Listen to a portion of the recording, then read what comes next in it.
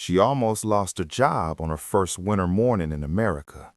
Not because she didn't care, not because she was irresponsible, but because she didn't know one rule no one ever explains.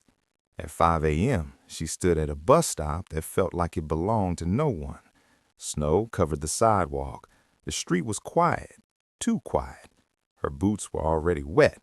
The cold crept in slowly. Then, all at once, she checked her phone. No service issue, no delay notice, just time moving forward without her. In America, being late doesn't come with an explanation window. The bus didn't arrive. 5 minutes passed, then 10. Cars rushed by, headlights cutting through the dark, drivers warm inside, already moving on with the day. She stayed still, waiting, telling herself this wasn't a big deal. That's when fear showed up. Not panic, clarity. She realized something important right there in the cold. Trying isn't what matters here. Results are. And winner doesn't care how hard you're trying. Her phone buzzed. A message from work. Are you coming? No anger, no concern, just expectation. Her hand shook as she typed back, then erased it. What could she say? That she was cold? That she was new? That she didn't know winter had rules? None of those counted. She put the phone back in her pocket and stared down the road, searching for headlights. Nothing. That's when the thought hit her. If she missed today, she might not get another chance. When the bus finally arrived, it felt too late. She climbed on, breath heavy, heart racing. No one looked up. She stood holding the rail, water dripping from her boots onto the floor, trying not to apologize for existing. The city kept moving. It always does. And as she stared out the fogged-up window, one truth settled in her chest. Winter wasn't the problem. The problem was that America expects you to know the rules before it ever explains them. And she was about to learn what happens when you don't. Pacing is deliberate. Stakes keep rising. No relief yet. By the time she reached work, her body was warm, but her mind wasn't. She kept replaying the morning in her head, the waiting, the silence, that message. She told herself it was over now, that once she clocked in, things would feel normal again. They didn't. Instructions came fast, too fast. Words blended together, timelines, tasks, expectations. She nodded at the right moments, even when she wasn't sure what she was agreeing to. Back home, asking questions meant learning. Here, questions felt like hesitation. And hesitation, she was starting to understand, was dangerous. She watched how others worked, how they moved with confidence, how they complained about the weather without slowing down, how winter seemed like an inconvenience, not a threat. No one asked how she got there. No one mentioned the snow. Winter wasn't an excuse here. It was background noise. At lunch, she sat quietly, listening more than she spoke. Co-workers talked about traffic, weekend plans, grocery prices. Someone joked about the cold. They laughed. She smiled too, a second late. Then someone turned to her. First winter, right? She nodded. They laughed again, not cruelly, casually. You'll get used to it. That sentence stayed with her longer than it should have, because she wasn't sure she would. Later that afternoon, she made her first real mistake, a small one, nothing dramatic. She misunderstood a task, completed it the way she thought was right. When she handed it in, there was a pause. Not long, just long enough. Someone looked at it again, then at her. It's okay, they said. We'll fix it. They smiled, but the room felt colder than it had that morning. She apologized quickly, too quickly, and in that moment she saw it, that look people make when they decide how much patience you deserve. No one said she was in trouble. No one raised their voice, but something shifted. She felt it. From that point on, everything felt like a test. How fast she moved, how loud she spoke, when she smiled, when she stayed quiet. Winter followed her inside. When the day finally ended, it was dark again. She stepped back into the cold, exhausted in a way she hadn't felt before. Not tired from work, tired from thinking, from measuring every word, from guessing the rules, from trying not to fail in ways she didn't understand. As she waited for the bus, snow falling lightly now, she realized something unsettling. This wasn't just about getting through winter. It was about learning how to survive a system that keeps moving and never tells you what it expects until after you get it wrong. And she could feel it deep in her chest. If she didn't figure it out soon, winter wasn't the only thing she lost. The next morning she left earlier, much earlier. She didn't trust the bus anymore, didn't trust the weather, didn't trust herself. The cold was sharper than the day before, the snow harder under her boots. She stood at the bus stop alone, watching her breath rise and disappear. When the bus arrived on time, she felt something close to relief, but relief didn't last. At work, she was called aside, not into an office, not formally, just aside, a quiet corner, low voices. "We need you to be more reliable," someone said. The word stayed with her, reliable. She nodded, apologized, promised it wouldn't happen again. No threats, no warning, but she understood the message clearly.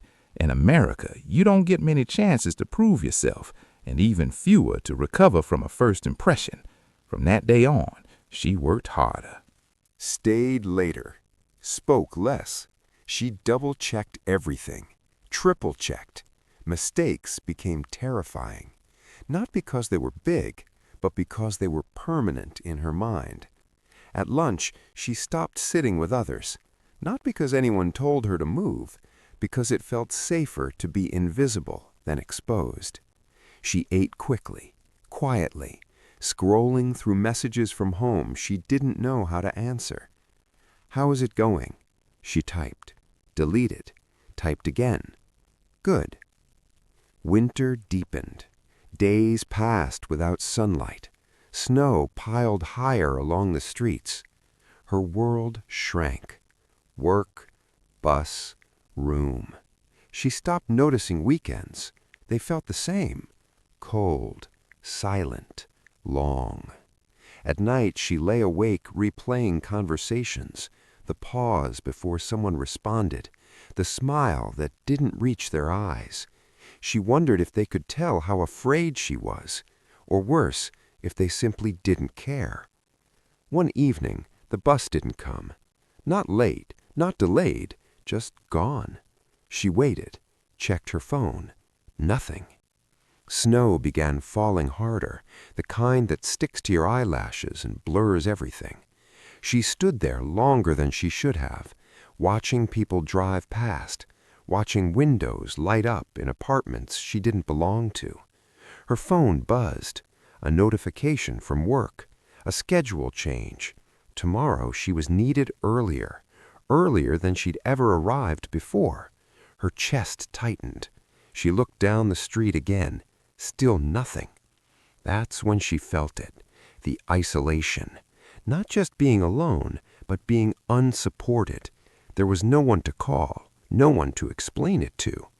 She walked home, slowly, carefully, every step deliberate. By the time she reached her room, her feet were numb. She sat on the bed without turning on the light, and for the first time since she arrived in America, she wondered if staying had been a mistake. She didn't cry right away.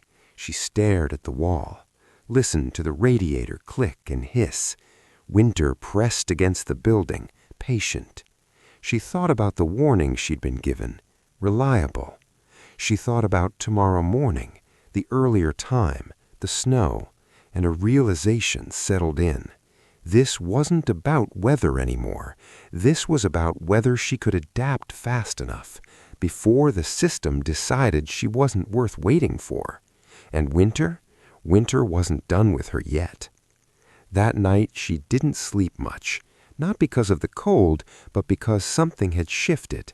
She replayed the week in her head, not to punish herself this time, to understand it. She realized something important. America hadn't been unfair, it had been silent. And silence, she was learning, had rules. So she made a decision. If no one was going to explain the system to her, she would study it herself. The next morning she did something different. She woke up earlier than necessary, not rushed, prepared. She laid out her clothes the night before, layered properly. Boots meant for snow, not style. She checked the weather, then checked it again. She left the room with time to spare. Outside, the cold still stung, but it didn't surprise her anymore. She stood at the bus stop, steady, breath slow. When the bus arrived, she was ready. At work, she arrived early, very early. The building was quiet, lights half on. She stood there for a moment, alone, listening to the hum of a place that never really rested. This was the higher stakes test. Not weather, not transportation, consistency. Could she show up the same way every day, even when no one was watching? She worked carefully, not silently, intentionally. When she didn't understand something, she asked, not apologetically, not nervously, just clearly. To her surprise, no one reacted badly. No one sighed, no one rolled their eyes. Someone explained. Another person nodded.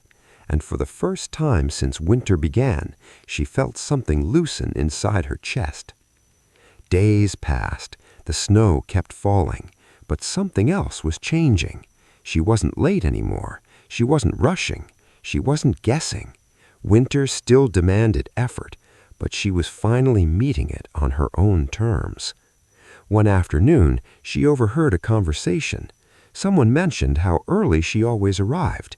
"Yeah," another voice said, "she's reliable." The word hit differently this time.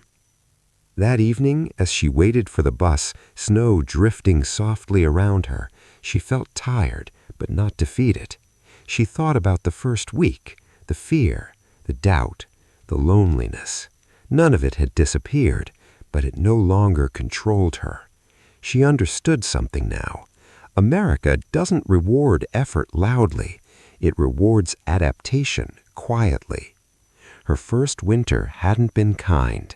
It hadn't been gentle, but it had taught her how to stand, how to prepare, how to observe, how to keep going when no one explains the rules. And maybe that was the real lesson.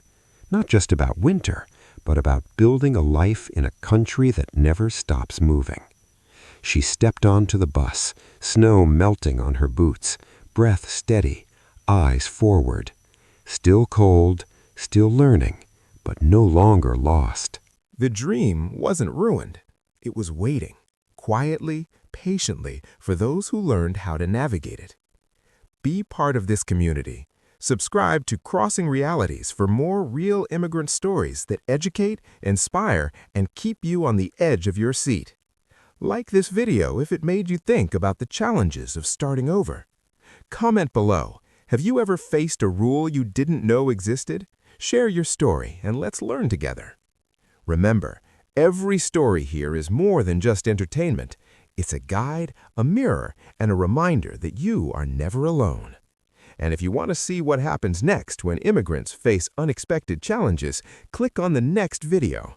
Your journey, your lessons, your growth. This is only the beginning.